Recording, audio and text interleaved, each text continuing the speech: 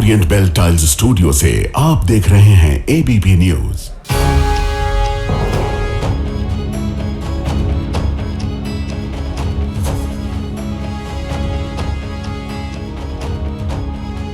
नमस्कार, मैं हूं प्रतिमा मिश्रा। आज दिन की बड़ी खबरों के साथ आइए शुरू करते हैं भारत की बात। शुरुआत उन खबरों से जिन पर विस्तार से करेंगे चर्चा। यूपी विधानसभा चुनाव से पहले आज ब्राह्मण पॉलिटिक्स पर पारा हाई रहा। कैसे अखिलेश यादव ने ब्राह्मण कार्ड से बीजेपी की टेंशन बढ़ाई है, आज कवर स्टोरी में इसका विश्लेषण करेंगे। हरिद्वार में कांवड़ियों ने एक बार फिर से जमकर उत्पात मचाया, गाड़ी को तोड़ दिया, पुलिसकर्मी ने भागकर अपनी जान बचाई। कांवड़ियों की ये भक्ति है या गुंडागर्दी, ये खबर भी होगी। यूपी के सीतापुर में मिड डे मील में सब्जी के नाम पर बच्चों को पानी परोसा जा रहा है। सिस्टम कैसे जगह जगह खिलवाड़ कर रहा है, इस पर वीडियो रिपोर्ट जरूर देखिएगा। और हर दिन की तरह रात 8:30 बजे आप मेरे साथ देखेंगे स्पेशल रिपोर्ट जंतर मंतर 2.0। तो आइए शुरुआत करते हैं। आज हमारी कवर स्टोरी के केंद्र में मंदिर और मदरसा है। धर्म और जाति की वो राजनीति है जिस पर यूपी की सियासी बिसात बिछने लगी है। समाजवादी पार्टी राम मंदिर चढ़ावा चोरी के मुद्दे पर दिल्ली से लेकर लखनऊ तक बेहद आक्रामक है। पार्टी संसद से लेकर विधानसभा तक इस मुद्दे पर सरकार से जवाब चाहती है। संसद परिसर में विपक्ष हर रोज सांकेतिक दान पात्र लेकर प्रदर्शन भी कर रहा है। पूछ रहा है कि चढ़ावा चोरी के पीछे है कौन, यानी मंदिर पर सियासी महाभारत छिड़ी हुई है। अब मंदिर चढ़ावा चोरी की सियासी लड़ाई को काउंटर करने के लिए योगी आदित्यनाथ मदरसे को सेंटर में ले आए। योगी सरकार ने मदरसा शिक्षा परिषद अधिनियम 2004 में संशोधन के प्रस्ताव को मंजूरी दे दी है। विधानसभा से पास होने के बाद यूपी के मदरसे कामिल और फाजिल की डिग्रियां नहीं दे पाए। इन दोनों तस्वीरों के केंद्र में हिंदू और मुसलमान दोनों हैं, जिनके इर्द गिर्द अब बीजेपी और समाजवादी पार्टी अपनी रणनीति को बुन रही है। लेकिन इससे भी आगे की खबर यह है कि आज अखिलेश यादव ने एक और सियासी दांव चला, और ये दांव है जाति का। आज अखिलेश यादव जनेश्वर मिश्र पार्क गए। जनेश्वर मिश्र की जयंती पर उनकी प्रतिमा पर माल्यार्पण किया। इसके बाद पार्टी ऑफिस में एक कार्यक्रम के जरिए नया राजनीतिक संदेश देने की कोशिश की गई। 27 की बिसात पर इसे अखिलेश यादव का ब्राह्मण कार्ड माना जा रहा है। मैसेज क्लियर है, अखिलेश धर्म और जाति दोनों को साध कर सत्ता की बाजी पलटना चाहते हैं।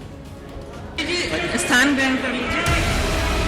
सदन 4 दिन के लिए बुलाई गई यूपी विधानसभा की कार्यवाही तीसरे दिन ही विपक्ष के शोर में अनिश्चित काल के लिए स्थगित हो गई। सदन की कार्रवाई अनिश्चित काल के लिए स्थगित की जाए। 3 दिन 3 बैठकें और तीनों दिन सदन से लेकर बाहर तक हंगामा होता रहा। चंदा चोरी, चढ़ावा चोरी और छात्रों से नौजवानों की, किसानों की समस्याएं जब तक नहीं आएंगी तब तक हम विरोध करते रहेंगे। विपक्ष की मांग थी राम मंदिर के चढ़ावे में चोरी पर चर्चा हो, लेकिन सरकार तैयार नहीं हुई। इनका ये आचरण असंवैधानिक भी है, युवा विरोधी है, किसान विरोधी है, महिला विरोधी है और गरीब विरोधी भी है। ये सरकार की बड़ी हार है जो सरकार स्वीकार नहीं कर पा रही है, इसीलिए सदन नहीं चला रही। मदरसों पर डिप्टी सीएम केशव प्रसाद मौर्य के बयान को लेकर विवाद अभी थमा भी नहीं था कि हंगामे के बीच सरकार ने मदरसा शिक्षकों के वेतन भुगतान विधेयक 2016 को वापस लेकर बड़ा दांव खेला। मदरसी शिक्षा निश्चित तौर से जो भी प्राप्त करता है वो भारत माता की जय नहीं बोलता, वो वंदे मातरम गान नहीं करता, और उसकी मानसिकता जैसे किसी आतंकवादी की होती है उस प्रकार की बन जाती है। हंगामे के बीच सरकार ने मदरसा विधेयक वापस लेने का फैसला भी आगे बढ़ाया। सरकार अपने एजेंडे पर आगे बढ़ने की कोशिश कर रही है, लेकिन सदन के बाहर अखिलेश यादव ने सियासी लड़ाई को नया मोड़ दे दिया। लखनऊ से लेकर दिल्ली तक समाजवादी पार्टी ने ऐसा चक्रव्यूह रचा है कि चढ़ावा चोरी का मुद्दा थमता नहीं दिख रहा है। समाजवादी पार्टी राम मंदिर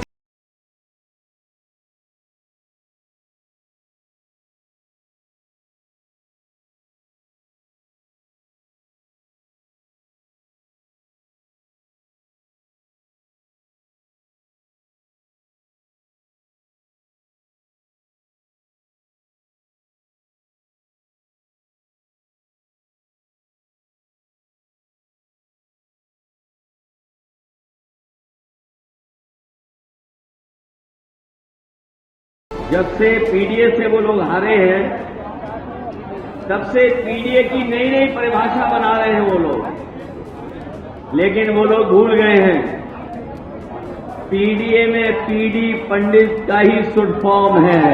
जितनी पीड़ा दोगे, पीड़ा बढ़ाओगे, उतना ही पीडीए और मजबूत दिखाई देगा।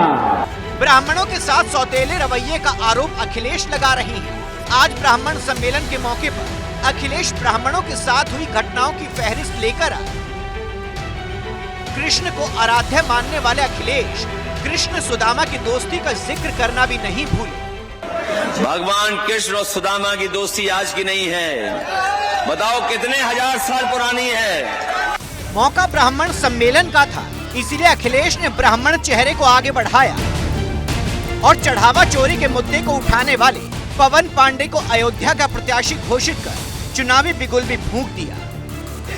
जिस दिन समाजवादी पार्टी की सरकार बनेगी, 27 में मुख्यमंत्री बनेंगे अखिलेश जी, भगवान परशुराम की जयंती का अवकाश दोबारा घोषित किया जाएगा, ये हम आज सारे लोगों को विश्वास दिलाना चाहते हैं। वहीं सीएम योगी के साथ डिप्टी सीएम ब्रजेश पाठक त्रिपुंड लगाकर खड़े दिखे। ये समाजवादी पार्टी का ब्राह्मण सम्मेलन से कोई लेना देना नहीं। कभी पीडीए की बात करते हैं, कभी अगड़े को अगड़ा बताते हैं, कभी अगड़े को अल्पसंख्यक बताते हैं। अखिलेश के ब्राह्मण कार्ड से राज्य की राजनीति में भी हलचल तेज हो गई।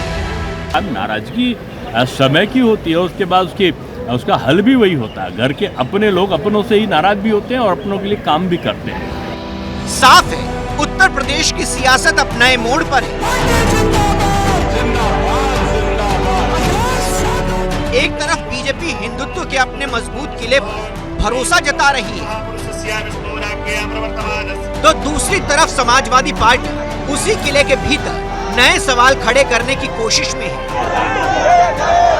राम मंदिर से मदरसा और ब्राह्मण से पीडीए तक 2027 की लड़ाई का ट्रेलर अभी से दिखाई देने लगा है। गौर करने वाली बात यह है कि पीडीए की अलग अलग फुल फॉर्म बताकर अखिलेश यादव बीजेपी के साथ एक तरह का माइंड गेम खेल रहे हैं। इसके पीछे समाजवादी पार्टी की एक अलग रणनीति भी नजर आ रही है। समाजवादी पार्टी के अध्यक्ष अखिलेश यादव चुनाव से पहले बीजेपी को पीडीए के भ्रमजाल में उलझाकर रखना चाहते हैं। अखिलेश अलग अलग वर्गों को इसलिए पीडीए से जोड़ रहे हैं ताकि बीजेपी किसी एक वर्ग पर फोकस कर अपनी रणनीति न बना पाए। अखिलेश के पुराने पीडीए यानी पिछड़ा, दलित और अल्पसंख्यक को बीजेपी समझ चुकी है, इसलिए पीडीए की अलग अलग फुल फॉर्म बताकर समाजवादी पार्टी बीजेपी को कंफ्यूज करने की पॉलिटिक्स भी कर रही है। समाजवादी पार्टी की इस रणनीति ने चुनाव से पहले बीजेपी की टेंशन जरूर बढ़ाई है और इसकी एक वजह है अखिलेश के पीडीए परिवार का लगातार बड़ा होना। दरअसल शुरुआत में पीडीए के पी से मतलब पिछड़ा था, अब पी से पीड़ित और पंडित भी हो चुका है। पीडीए के डी का विस्तार दलित से होते हुए दरिद्र और दुखी तक हो चुका है। पीडीए में ए से पहले अल्पसंख्यक था, अब अनुसूचित, अच्छे अगड़े, आधी आबादी तक इसके दायरे में आ चुके हैं। मामला चूंकि सत्ता की लड़ाई का है, इसलिए आज योगी आदित्यनाथ और अखिलेश यादव ने एक दूसरे को जमकर घेरा। ये लोग जो चर्चा कर रहे हैं कि अब विपक्षी लोग ईवीएम की बात नहीं करेंगे, ये जनता को धोखा देने के लिए उपचुनाव इन्होंने हारने का काम किया है। और अगर ये कुंदरकी की तरह चुनाव लड़े होते तो बताओ चुनाव का परिणाम क्या होता। ये जो उत्तर प्रदेश में बाई इलेक्शन हुआ, अगर वैसे ही ये बीजेपी के लड़े होते तो चुनाव कैसा होता। और अगर इन्होंने कुछ सेटिंग कर ली होती तो बताओ चुनाव का परिणाम क्या होता। समाजवादी पार्टी के दोहरे चरित्र के खिलाफ, जो दलित विरोधी है, पिछड़ा विरोधी है, युवा विरोधी है, किसान विरोधी है, महिला विरोधी है, गरीब विरोधी है, इन सब चेहरे का उजागर आज उत्तर प्रदेश सदन ने किया है कि इन लोगों का चेहरा और लोकतांत्रिक और संवैधानिक और इस पूरे तबके के साथ अन्याय करने वाला रहा है, अनर्थ करने वाला रहा है। समाजवादी पार्टी जनेश्वर मिश्र की जयंती को सिर्फ एक कार्यक्रम तक सीमित नहीं रखना चाहती। चुनाव से पहले समाजवादी पार्टी का जनेश्वर मिश्र की जयंती मनाना ब्राह्मणों को जोड़ने की रणनीति का एक हिस्सा है। 17 जून को लखनऊ में समाजवादी पार्टी कार्यालय में ब्राह्मण नेताओं की बैठक बुलाई गई थी। इस बैठक से यह भी मैसेज दिया गया था कि पार्टी ब्राह्मणों के साथ खड़ी है, जबकि बीजेपी इसे अखिलेश का दिखावा बता रही है। दरअसल इस सब के पीछे वो ब्राह्मण वोट हैं जिस पर बीजेपी और समाजवादी पार्टी दोनों की निगाहें हैं। उत्तर प्रदेश की करीब 100 से ज्यादा विधानसभा सीटें ऐसी हैं जहां ब्राह्मण मतदाताओं का प्रभाव अच्छा खासा माना जाता है। उत्तर प्रदेश की कुल आबादी में ब्राह्मण की हिस्सेदारी करीब 10% है। यूपी में 12 जिले ऐसे हैं जहां 15% से ज्यादा ब्राह्मण हैं। 2017 में बीजेपी को ब्राह्मणों का 83% वोट मिला, जबकि समाजवादी पार्टी को 7% ब्राह्मणों ने वोट किया। 2022 में बीजेपी का ब्राह्मण वोट बढ़कर 89% हो गया, जबकि समाजवादी पार्टी का ब्राह्मण वोट घटकर 6% हो गया। अब अखिलेश राम नाम के सहारे बीजेपी की इसी वोट बैंक में सेंध लगाना चाहते हैं। इसलिए समाजवादी पार्टी चंदा चोरी के मुद्दे पर दिल्ली से लेकर लखनऊ तक बीजेपी को घेर रही है। इस पर हमने वरिष्ठ पत्रकार ज्ञानेंद्र शुक्ला से बात सुनी। ब्राह्मण समाज की बात करेंगे तो इस वोटर की तादाद उत्तर प्रदेश में माना जाता है कि 10 से 12% के करीब है। चुनावी नज़रिए से बेहद अहम हो जाती है ये तादाद, और इसी वजह से सभी दल कोशिश कर रहे हैं कि ब्राह्मण समाज उनके साथ आए। और ये बात नहीं भूलनी चाहिए कि साल 2007 में बसपा के साथ आए थे ब्राह्मण, जब जुड़े थे तो मायावती की पूर्ण बहुमत की सरकार बनी थी। 2012 में समाजवादी पार्टी के साथ रुझान दिखा था, उनकी बहुमत की सरकार बनी। उसके बाद से अब ब्राह्मण समाज 2017 और 2022 में बीजेपी के साथ खड़ा दिखाई दिया है। लेकिन अब माहौल बदला है, कई मुद्दे हैं, यूजीसी का मुद्दा तो है ही, तमाम सामाजिक न्याय को लेकर चर्चाएं चल रही हैं। ऐसे में ब्राह्मण समाज भी अब विकल्प तलाश रहा है। कहते हैं कि भगवान सबकी सुनते हैं, किसी की जल्दी, किसी की देर से, बस विश्वास रखने की जरूरत होती है। और इसी विश्वास के साथ योगी आदित्यनाथ और अखिलेश यादव लगातार भगवान का नाम जप रहे। योगी आदित्यनाथ अपनी रैलियों में प्रभु श्री राम के आदर्शों का जिक्र कर रहे हैं, वहीं अखिलेश यादव भी राम का नाम लेकर बीजेपी को घेर रहे हैं। कह रहे हैं इन्होंने राम जी को भी नहीं छोड़ा। योगी आदित्यनाथ ने सावन के महीने में शिव समरसता की बात कही, वहीं अखिलेश यादव केदारेश्वर मंदिर का जिक्र करना नहीं भूलते। योगी आदित्यनाथ ने हाल ही में श्री कृष्ण की लीला का जिक्र किया था, जबकि अखिलेश ने आज ही श्री कृष्ण और सुदामा की दोस्ती का उदाहरण दिया। कुल मिलाकर तू डाल डाल मैं पात पात वाली सियासत इस वक्त चल रही है, लेकिन भगवान किसका बेड़ा पार लगाते हैं इसके लिए अगले साल तक का इंतजार हमें करना होगा, जब यूपी में चुनाव होंगे। दूसरी खबर का रुख करते हैं और कांवड़ियों के बीच छिपे उन उत्पाती और नकली कांवड़ियों पर आते हैं जो इस धार्मिक यात्रा को लगातार बदनाम कर रहे हैं। आज उत्पाती कांवड़ियों की 2 तस्वीरें और सामने आई। पहली तस्वीर हरिद्वार के एक कांवड़ मार्ग की है, जहां एक कार कांवड़ियों से हल्की सी छू गई। इसी से कांवड़िए गुस्से में आ गए। गुस्साए कांवड़ियों ने कार में जमकर तोड़फोड़ की, जिसके बाद पुलिस ने मौके पर पहुंचकर स्थिति को काबू में किया। दूसरी तस्वीर का जिक्र करें तो यह भी हरिद्वार की है। यहाँ एक कांवड़िए ने पुलिसकर्मी पर नशे की हालत में कांवड़ खंडित करने का आरोप लगाया। आरोप के बाद कांवड़ियों ने हंगामा शुरू कर दिया।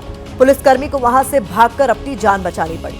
हालांकि बाद में कराई गई मेडिकल जांच में पुलिसकर्मी के नशे में होने की पुष्टि नहीं हुई। ऐसी तस्वीरें अब हर रोज सामने आ रही हैं, लेकिन कांवड़ यात्रा की मूल भावना को दूषित करने वालों, धर्म की आड़ में उपद्रव करने वालों को कांवड़िया नहीं कहा जा सकता।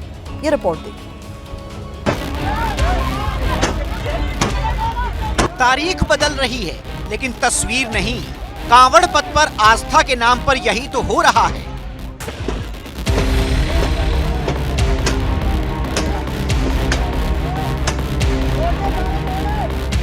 कार को तोड़ने की तस्वीर देखकर किसी का भी दिल दहल जाएगा।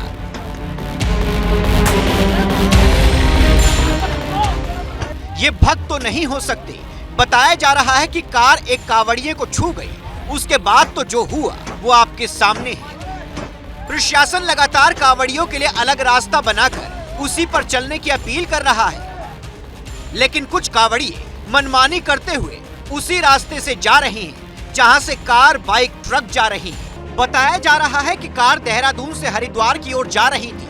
मौके पर पुलिस ने पहुंचकर स्थिति को काबू में करने की कोशिश की, लेकिन तस्वीर देखकर आप समझ सकते हैं कि क्या स्थिति थी। 3 दिन पहले भी इसी तरह हरिद्वार के मंगलौर में कांवड़ खंडित होने से गुस्साए कांवड़ियों ने कार चालक की पिटाई की थी, कार को तोड़ डाला था।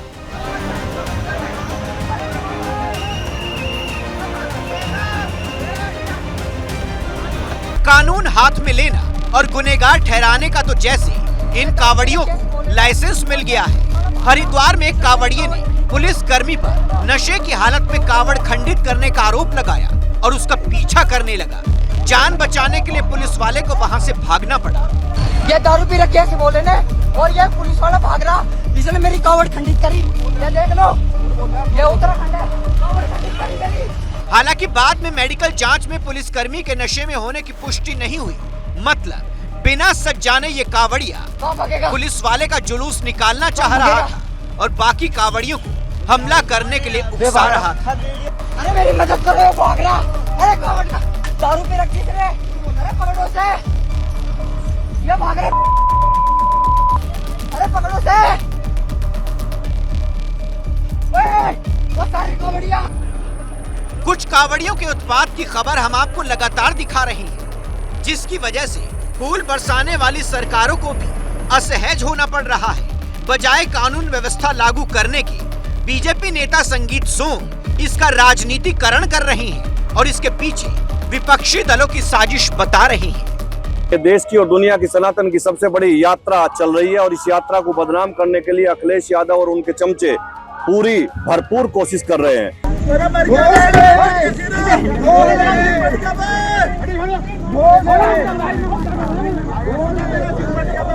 कल ही मेरठ में कावड़ियों के हाथों पुलिस वालों के पिट जाने की खबर आई थी, प्रशासन की किरकिरी हुई थी, तो संगीत सोम ये फॉर्मूला लेकर आए हैं। संगीत सोम साहब, अगर कोई साजिश आपको लग रही है तो उसका पर्दाफाश क्यों नहीं कर देते? संगीत सोम जैसे नेताओं को राजनीति से ऊपर उठकर ये समझना होगा कि अगर इस यात्रा के दौरान कोई भी व्यक्ति कानून का उल्लंघन करता है, सार्वजनिक संपत्ति को नुकसान पहुंचाता है, हिंसा करता है या कानून अपने हाथ में लेने की कोशिश करता है, तो उसके खिलाफ बिना किसी भेदभाव के सख्त कानूनी कार्रवाई होनी चाहिए। कानून सबके लिए बराबर है, चाहे वो किसी भी धर्म, समुदाय या आयोजन से जुड़ा हुआ हो। नियमों का पालन करना हर नागरिक की जिम्मेदारी है। वैसे आज हम कावड़ियों के भेष में छिपे नकली कावड़ियों को दो तस्वीरें और दिखाना चाहते हैं, जिससे इन्हें पता चलेगा कि श्रद्धा और असली कावड़ क्या होती है। पहली तस्वीर सहारनपुर की है, जहां एक बहू ने अपनी सास को पालकी में बिठाकर कंधों पर उठाया और पति के साथ हरिद्वार से चंडीगढ़ तक की कावड़ यात्रा का संकल्प पूरा करने के लिए निकल गई। रास्ते में जहां जहां ये गए वहां वहां बहू बेटे का स्वागत किया गया। इसी तरह मुजफ्फरनगर के कांवड़ मार्ग पर एक कपल 111 लीटर गंगाजल की कांवड़ लेकर पैदल यात्रा कर रहा है। दोनों ने भगवान शिव से अपनी शादी की मनोकामना की है। ये कपल हर दिन 15 से 20 किलोमीटर रोज चलता है। उनको इस यात्रा में इनके परिवार के सदस्य भी साथ देते हुए आपको तस्वीरों में नजर आ जाएंगे। मेरी इच्छा थी जी मम्मी को लेके जाऊं श्रवण कुमार कार में, तो भी मेरी इच्छा पूरी हो चुकी है। माँ बाप से बहुत प्यार करता हूँ, आगे वाली पीढ़ी से भी ये कहता हूँ माँ बाप की सेवा करो जी। जिसने बोला मैं अपनी माँ को लेके जाऊंगा। तो अच्छा लग रहा है? अच्छा लग रहा है। तो मन्नत हमारी, हमने जल उठाया कि हमारा है कि हमारे घर के माध्यम है और शादी हो जाए। 1 साल हो गया बात करते। क्या मन्नत की आपको? ये मन्नत थी कि शादी हो जाए। अब बात सिस्टम के फेलियर की। साल 1981 में सुप्रीम कोर्ट ने अपने ऐतिहासिक फैसले में अनुच्छेद 21 यानी लाइफ एंड पर्सनल लिबर्टी को परिभाषित करते हुए कहा था, जीवन का मतलब महज सांस लेना नहीं है। राज्य की जिम्मेदारी है कि वो ऐसी नीतियां और कानून बनाए जिससे कोई भी इंसान गरिमापूर्ण और सम्मानजनक जिंदगी जी पाए। अब इन मौलिक अधिकारों के हनन की तस्वीर देखिए। यूपी के सीतापुर में मिड डे मील में सब्जी के नाम पर बच्चों को पानी परोसा जा रहा है। श्रावस्ती में भी जैन अल्फा छात्रों ने भोजन की गुणवत्ता के खिलाफ प्रदर्शन शुरू कर दिया है। महाराष्ट्र के भिवंडी में गर्भवती महिला ऑटो से अस्पताल जा रही थी। सड़क पर इतने गड्ढे थे कि महिला वक्त पर हॉस्पिटल नहीं पहुंच पाई। डिलीवरी ऑटो में ही हो गई। मध्य प्रदेश के विदिशा और सागर में बच्चे जान जोखिम में डालकर स्कूल जाने को मजबूर हैं। वहीं बिहार के कटिहार में छोटे छोटे स्कूली बच्चे खड़ी ट्रेन के नीचे से ट्रैक पार कर रहे हैं।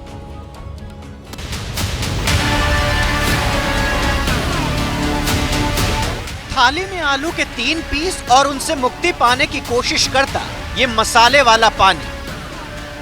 ये तस्वीरें मिड डे मील स्कीम की टैगलाइन शिक्षित भारत सशक्त भारत को तिलांजलि दे रही है। मामला यूपी के सीतापुर में स्थित छांगपुर प्राथमिक विद्यालय का है, जिस मिड डे मील का मकसद पौष्टिक आहार देकर देश के भविष्य को कुपोषण और भूखमरी से दूर करना है। वो व्यवस्था ही कुपोषण का शिकार हो चुकी है।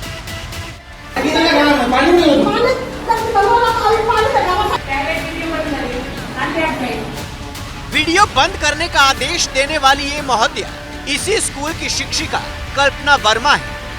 बच्चे पानी युक्त मिड डे मील खाने को मजबूर हैं और मैडम जी को टेबल फैन की मदद से पैरों पर हवा लेने से फुर्सत नहीं है। सोशल मीडिया पर इस स्कूल के 2 वीडियो वायरल हुए। शिक्षा विभाग में हड़कंप मच गया। अधिकारी स्कूल पहुंचे, महिला अध्यापिका को निलंबित कर दिया गया।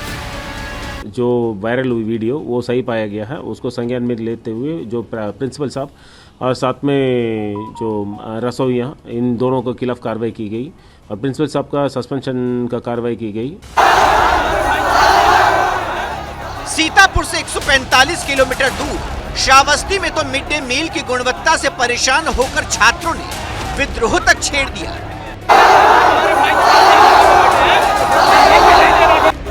जैन अल्फा छात्र सड़क पर उतर।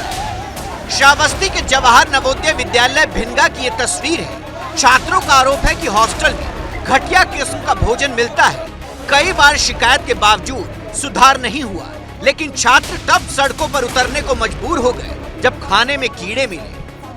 तब दोबारा खाना लिया तो हम मतलब जान रहे थे। फिर उसके बाद हम गए, सारे लोग बोले जाके फेंक, और फिर हम गए फेंक के आए और मतलब ढाले धुले, मतलब तब तक सारे लोग उठ गए थे। फिर क्या वो दोबारा खाना बना? ना सर, पता नहीं, दोबारा सर शायद बन रहा था। छात्रों ने समाधान न मिलने तक भूख हड़ताल का ऐलान किया है। जैन अल्फा सिस्टम की नाकामी स्कूल के जरिए झेल रहा है, तो जैन बीटा बदहाल सिस्टम में जन्म ले रहा है। अब महाराष्ट्र की भिवंडी की तस्वीर देखिए। इस नवजात बच्चे का जन्म सिस्टम के इन गड्ढों से हुआ है। दरअसल गर्भवती महिला बच्चे की डिलीवरी के लिए अस्पताल जा रही थी। इन बड़े बड़े गड्ढों से ऑटो गुजर रहा था, लेकिन ऑटो तय समय पर अस्पताल नहीं पहुंच पाया, जिसके बाद बच्चे का जन्म ऑटो में ही हो गया। रिक्शे में मेरे बच्चे को मतलब प्रेगनेंसी थी 9 मंथ की, तो उसको रिक्शे में ही हो गई, जो कि 8 मिनट का रास्ता है। समय पे पहुंच नहीं पाए क्योंकि इतना ट्रैफिक है और इतने बड़े बड़े गड्ढे हैं, उसको लेके आना इम्पॉसिबल जैसा हो गया था। महाराष्ट्र से सटे मध्य प्रदेश की तस्वीर आपको दिखाते हैं। तस्वीर विदिशा की है, जहां स्कूल जाने वाले छात्रों के लिए पुल नहीं है। पुल के पिलर से कूदकर छात्र उफनती नदी पार कर रहे हैं, अपनी जान जोखिम में डाल रहे हैं। वीडियो सोशल मीडिया पर वायरल हुआ तो प्रशासन ने अपनी नाकामी को छिपाने के लिए इस रास्ते को ही बंद कर दिया। वैसे तो जैनजी स्लैंग है, बिहार नॉट फॉर बिगिनर्स, लेकिन कटिहार की इन तस्वीरों को इस स्लैंग के सहारे हल्के में नहीं लिया जा सकता। छात्र प्लेटफॉर्म से ट्रैक की तरफ बढ़ रहे हैं। वहां एक ट्रेन खड़ी थी। छात्र ट्रेन के नीचे घुसकर दूसरी तरफ जा रहे थे। ऐसा 1-2 नहीं, बल्कि दर्जनों बच्चे कर रहे हैं। वजह जान लीजिए। इस पर आता है तो हम लोग को दिक्कतें होती है, चपने उपने का डर होता है। तो ट्रेन के उधर पूरब दिशा की ओर एगो स्कूल हो जाए तो बढ़िया होगा। आर्टिकल 21A के तहत सभी को शिक्षा का अधिकार तो मिल गया है, लेकिन उस शिक्षा के लिए छात्रों को आजाद भारत में किस तरह का संघर्ष करना पड़ रहा है, उसका मूल्यांकन करने की सख्त जरूरत है।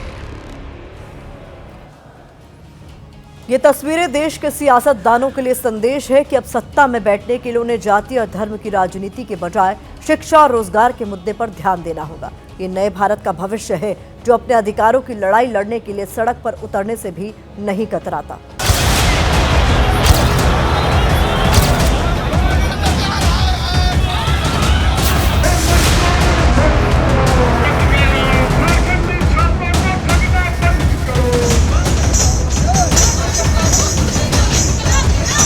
सरकार को इस बात को से झुकना होगा। नम्र निवेदन करते हैं सरकार से, सरकार हमसे आए, हमसे बात करे।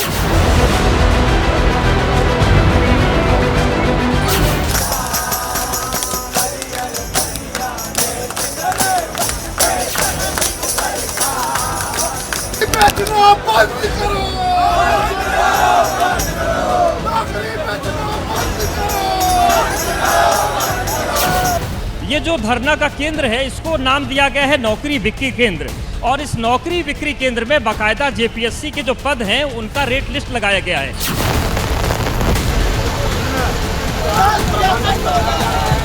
कोई भी डेलीगेट सरकार की तरफ से नहीं आया सर। हम लोग 12 दिन से यहाँ पे बैठे हुए हैं। इस बात का हम लोगों को बहुत ही दुख है कि वो हमारे मुखिया हैं, गार्जियन है, उसके बाद भी वो अपने बच्चों की तकलीफों को नहीं सुन।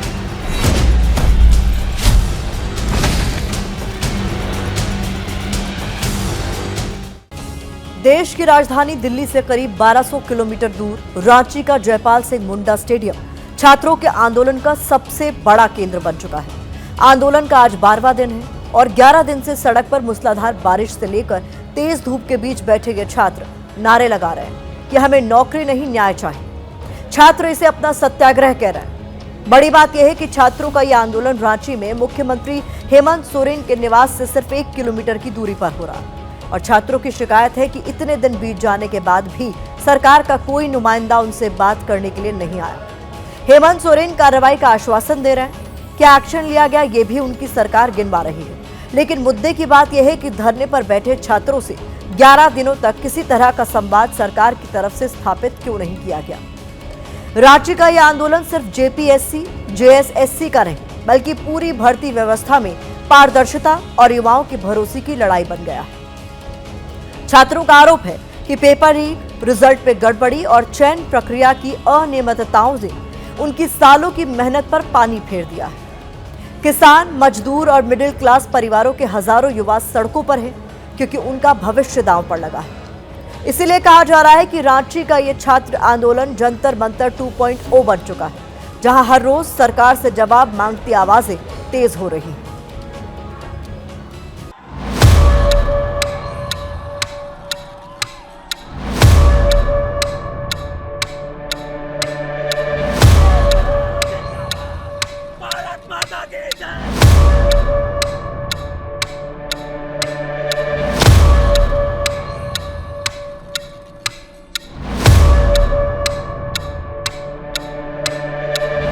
हमारी कोई मांगे अभी तक पूरी नहीं हुई है। जब तक सारी मांगे पूरी नहीं होंगी तब तक ये लोग यहाँ से नहीं उठने वाले हैं।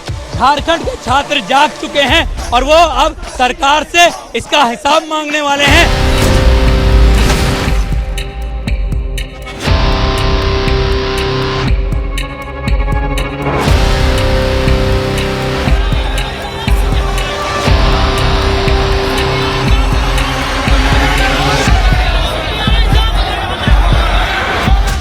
झारखंड के छात्र सरकार से हिसाब मांग रहे हैं, लेकिन सरकार हिसाब देने की बजाय सफाई पेश करने में जुटी है। लेकिन माननीय मुख्यमंत्री खुद पैनी निगाह रखे हुए हैं पूरे मामले पर। कार्रवाई, कड़ी से कड़ी कार्रवाई हो रही है। सीआईडी जांच से ही सच आएगा।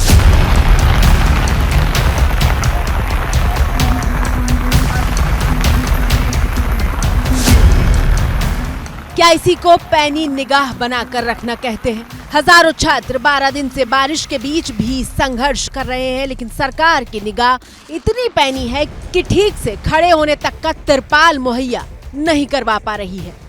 सरकार ने अब तक बस यही बोला कि मेरा सीना में दर्द हो रहा है, मेरा सीना में जलन हो रहा है, लेकिन उनको दया माया कुछ भी नहीं आ रहा। झारखंड की हेमंत सोरेन सरकार के दिल में दया होती तो भला ऐसी तस्वीरें सामने क्यों आती? ऐसा लगता है कि सरकार को कोई फर्क ही नहीं पड़ता। छात्र आंदोलन पर बैठे हैं तो बैठे रहें, वो अपना तरीका नहीं बदलेंगे। लेकिन जब सवाल पूछो तो सीएम साहब कहते हैं कि उनकी आंखें भी खुली हैं और कान भी, यानी सब दिख रहा है और सब सुनाई भी दे रहा है। हमने पहले भी कहा है कि इस सरकार की आंख भी है, कान भी है, नाक भी है, मुंह भी है, हाथ पैर सभी चीजें हैं जो इस राज्य की बेहतरी के लिए काम करती है।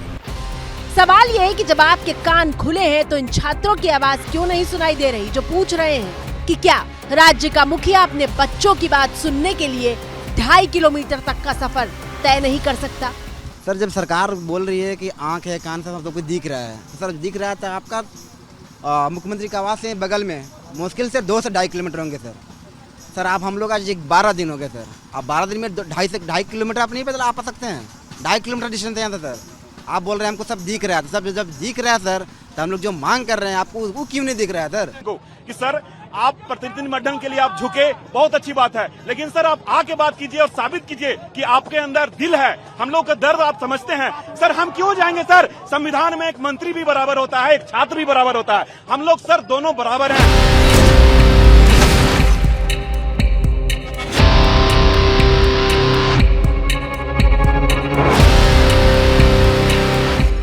रांची की इन सड़कों पर छात्रों का मशाल आंदोलन निकल रहा है। कुछ छात्र अनशन पर बैठे हैं तो कुछ खुले आसमान के नीचे रातें गुजार रहे हैं। कहीं हाथों में संविधान की कॉपी है तो कहीं अपनी मांगों को दोहराने वाले पोस्टर लहरा रहे हैं।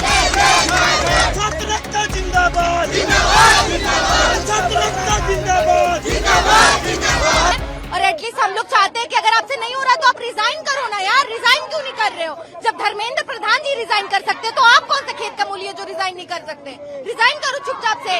कहाँ बिहार में 72nd बीपीएससी होने जा रहा है और कहाँ अभी आप 14 जेपीएससी में बच्चा लोग को लपेट के रखे हुए। मतलब अगर सीजीएल है तो इतना पैसा देना है, उत्पाद सिपाही है तो इतना पैसा देना है, सारा चीज यहाँ पैसा पे खरीदा रहा है। मैं उत्पाद सिपाही का एक स्टूडेंट हूँ, मेरा 530 नंबर आया, लेकिन फिर भी कुछ पता नहीं चला क्योंकि सब यहाँ सीट बिक जाता है। आंदोलन में बैठे हजारों छात्रों की 3 प्रमुख मांगे हैं। हमारी 3 मांगे हैं, पहली रद्द, दूसरी जांच और तीसरी रिफॉर्म। रद्द मतलब जो टीडीपीएल कंपनी जितने भी परीक्षा ली है उसको तत्काल रद्द किया जाए, जैसे सीजीएल हो गया, जेपीएससी हो गया। दूसरा हो गया जांच, जितना भी अनियमितता हुआ परीक्षा में उसकी जांच हो। और तीसरा ये आगे में अनियमितता ना हो उसके लिए एक कमेटी बनाया जाए जो जहाँ पे कमीशन की जवाबदेही तय हो।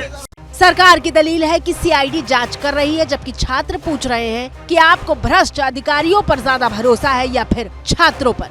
आप सीबीआई जांच की अनुशंसा क्यों नहीं करते? क्या आपको झारखंड में करप्टेड जो अधिकारी हैं उन पर भरोसा है या झारखंड के छात्रों पर भरोसा है? रांची का ये छात्र आंदोलन चाहता क्या है? अगर इसे आसान शब्दों में समझे तो ये भर्ती परीक्षाओं की निष्पक्ष जाँच चाहता है, पेपर लीक और कथित अनियमितताओं पर कार्रवाई चाहता है, चयन प्रक्रिया में पारदर्शिता की मांग कर रहा है और वक्त पर नियुक्तियां इसलिए क्योंकि सालों का इंतजार इनके भविष्य को दांव पर लगा रहा है। हमने रातों की नींद गवाई, किताबों से दोस्ती निभाई, सोचा था अब मंजिल मिलेगी, मेहनत अपनी रंग लाएगी, लेकिन हर बार वही कहानी, उम्मीदों पर फिर भी रानी।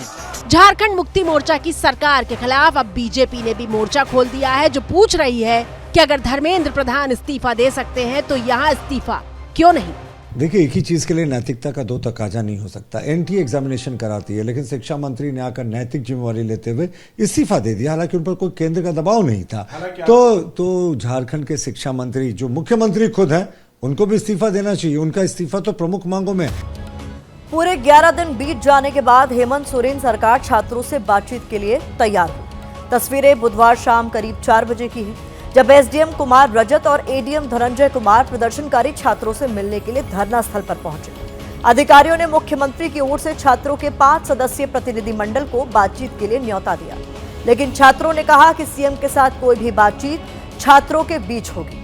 हेमंत सोरेन को छात्रों से इतनी बात कहने के लिए पूरे 11 दिन का वक्त लगा और 12वें दिन भी अगर पूरे देश भर से दबाव नहीं बनता तो शायद सरकार संवाद में और देर लगाती। छात्रों ने 7 अगस्त को विधानसभा मार्च का भी ऐलान किया है। छात्रों के मुताबिक इस पूरे आंदोलन को बिहार, पश्चिम बंगाल, दिल्ली और गुजरात समेत कई राज्यों से छात्र और सामाजिक संगठनों का समर्थन मिल रहा है। ऐसी ही एक तस्वीर उस वक्त सामने आई जब आमरण अनशन पर बैठे देवेंद्र महतो के पास सोनम वांगचुक का वीडियो कॉल आया और उनके कहने पर देवेंद्र महतो ने पानी पिया। सर का इच्छा है कि वीडियो कॉल में इनकी आंखों के सामने हम जल ग्रहण करें। तस्वीरें बुधवार की हैं जब सोनम वांगचुक का वीडियो कॉल आया और उन्होंने 2 अगस्त से बिना अन्न और बिना जल के आमरण अनशन पर बैठे देवेंद्र महतो को पानी पिलवाया। पहले तो सोनम वांगचुक ने ये कहा कि मैं छात्रों के आंदोलन को अपना समर्थन दे रहा हूं। दूसरी महत्वपूर्ण बात उन्होंने ये कही कि शिक्षा मंत्री की, एक बेहतर शिक्षा मंत्री की झारखंड को ज़रूरत है। और उन्होंने ये कहा देवेंद्र महतो को कि अगर आप पानी के साथ नमक और शहद लेते रहेंगे तो आंदोलन आपका 100 दिन चलेगा और अगर आप कुछ नहीं खाते तो ये 3-4 दिन में खत्म हो जाएगा, क्योंकि सरकार आपको अस्पताल में भेज देगी। विश्वास है, मेरा जो ये पीड़ा हो रहा है, ये दर्द हो रही है, मेरा पैर में तनाव है, कमर में दर्द है, छाती में पेन है, ये पीड़ा बेकार नहीं जाएगा, ये ज़रूर अंजाम तक पहुंचेगा। दरअसल आंदोलन की शुरुआत स्टूडेंट लीडर और झारखंड लोकतांत्रिक क्रांतिकारी मोर्चा से जुड़े देवेंद्र नाथ महतो ने 25 जुलाई को रांची के मोरहाबादी मैदान में गांधी प्रतिमा के सामने धरना देने के साथ की थी।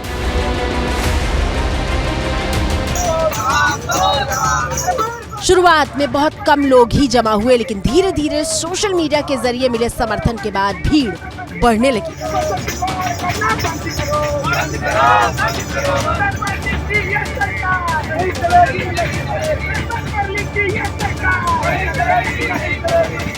हालांकि 26 जुलाई को डूरंड कप मैच की वजह से जिला प्रशासन ने धरना स्थल को बदलकर जयपाल सिंह मुंडा स्टेडियम कर दिया था।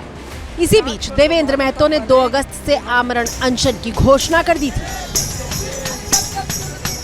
का मनोबल को बनाए रखने के लिए इस लड़ाई को आगे और बढ़ाते हुए सत्याग्रह के 9वें दिन आज हम अपना अन्न को त्याग कर रहे हैं और भूख हड़ताल पर बैठ रहे हैं और ये सरकार को घुटने में टेकने के लिए मजबूर करेंगे। हालांकि देवेंद्र महतो राजनीतिक पार्टी से जुड़े हैं, इसलिए छात्रों ने उनसे अलग अपना अनशन शुरू कर दिया है और कहा है कि वो पूरे आंदोलन को किसी भी तरह की पॉलिटिक्स से दूर रखना चाहते हैं। प्रोटेस्ट को हम लोग पॉलिटिकल पार्टी से जोड़ना नहीं चाहते हैं, इसलिए हम लोग उस मंच को छोड़कर हम अपना मंच बनाए हैं। यहाँ पे सिर्फ ओनली फॉर स्टूडेंट है और कोई नहीं। हम लोग की मांग स्पष्ट है, जेएसएससी के तहत जितने भी एग्जाम हुए और जेपीएससी के तहत तमाम एग्जामों को कैंसिल करें। ये हमारा धरना प्रदर्शन का आज 12वां दिन है। सरकार हमारी बातों को अनसुनी कर रही है। अभी हम लोगों ने अनशन किया है, यानी कि अन्न त्यागा है, जल नहीं त्यागा है। लेकिन अगर सरकार हमारी बातों को अनसुनी इस कदर करेगी तो हम लोग जल भी त्याग देंगे, मरने पर रहेंगे।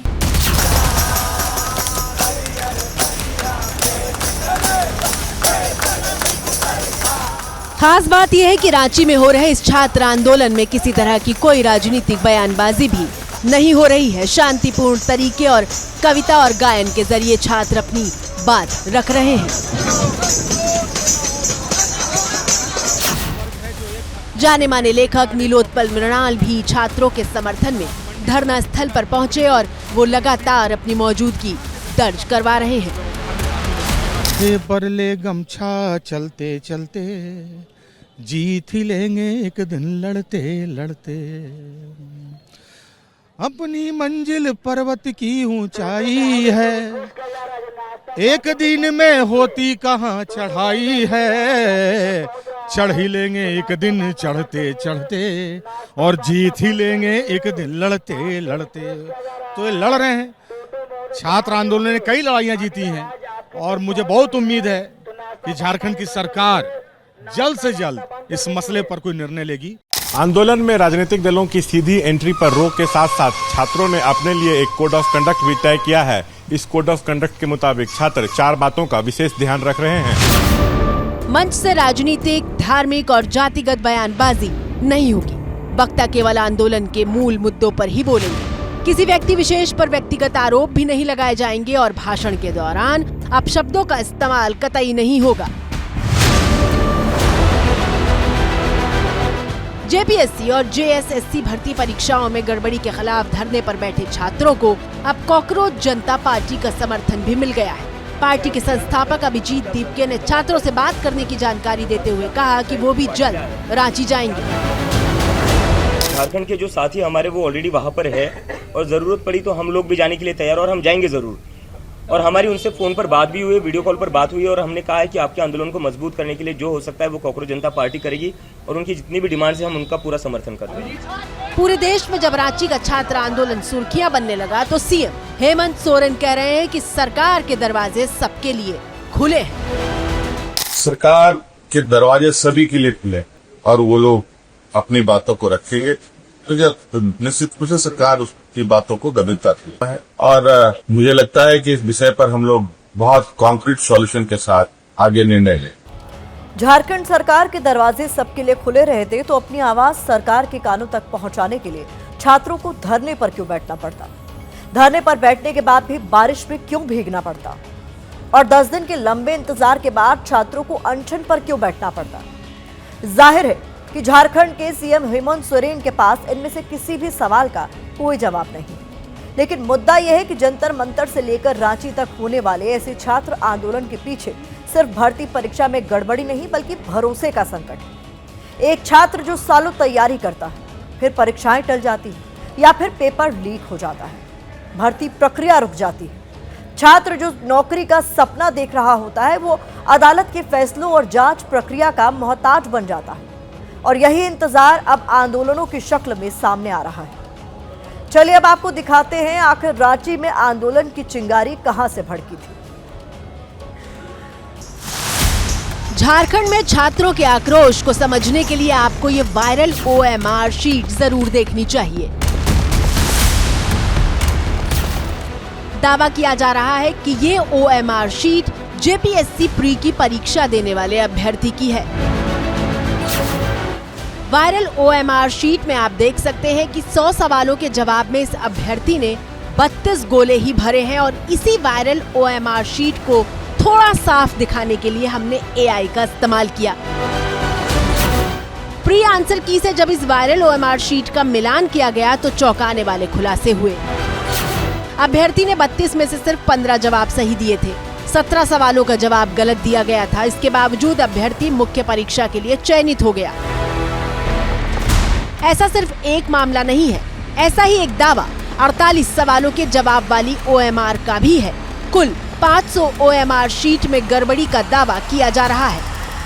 छात्रों को शक तब हुआ जब कैटेगरी वाइज कट ऑफ जारी नहीं की गई। इसके बाद राज्य सरकार ने SIT बनाई, लेकिन उस पर छात्रों को बिल्कुल भी भरोसा नहीं है।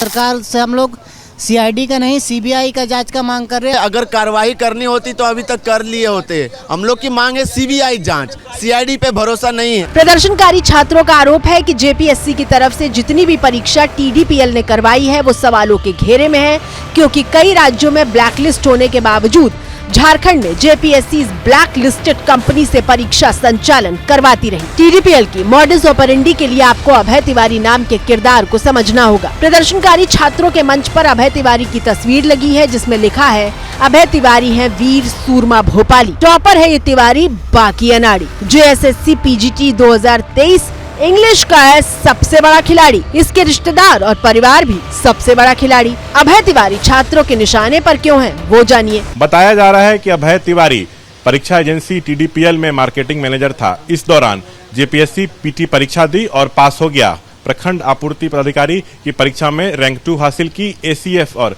FRO परीक्षा में सफलता पाई। CID जांच में सामने आया है कि कर्नाटक के रहने वाले एक शख्स ने 1 जनवरी 2026 को तत्कालीन JPSC चेयरमैन को ये पत्र लिखा था, जिसमें बताया गया था कि अभय तिवारी, उस्मान और अवध किस तरह परीक्षाओं में धांधली कर रहे हैं। लेकिन JPSC ने कोई ध्यान नहीं दिया और दावे के मुताबिक परीक्षाओं में धांधली का रैकेट चलता।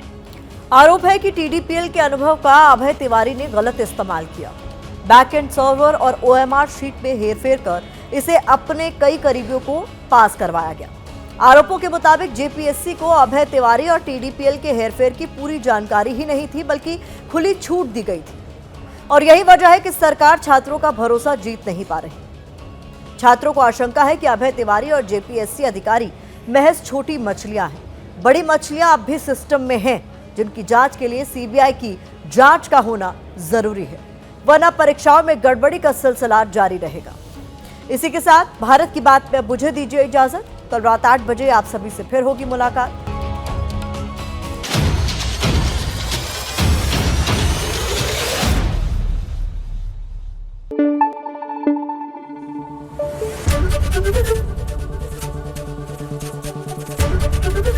ABP न्यूज आपको रखे आगे।